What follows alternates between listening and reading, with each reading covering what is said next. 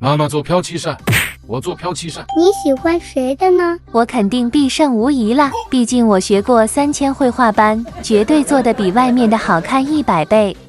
画大饼你就厉害，你妈我1分钱都不用花。绝对不可能！笑死了，马克笔怎么能做呢？那就看着吧，可别哭。其实这套笔是小熊的，听说做过就不能用了，所以大家要保密。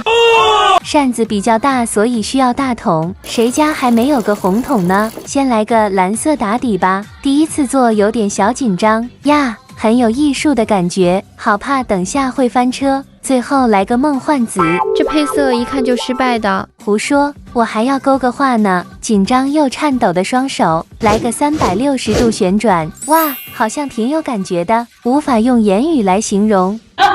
没眼看，还不如我自制的。剪出一个小圆形，贴上手柄，扇子就完成了。找个小盒子，不浪费水又不占地方。今天就来鲜艳点的颜色吧，记得投票给阿姨。直接放水里泡一泡，颜料马上飘出来。高级灰安排上，也来用笔勾一勾，见证奇迹时刻来了。天啊，怎么回事呢？所以你失败了？不可能，我换1张试试，100张都没用的啦。我不信，这次肯定能行。呵呵呵，成功了吧？害怕了，还取笑我？开什么玩笑，根本就没法比的，都不是同一个段位。快来说说谁的好看呢？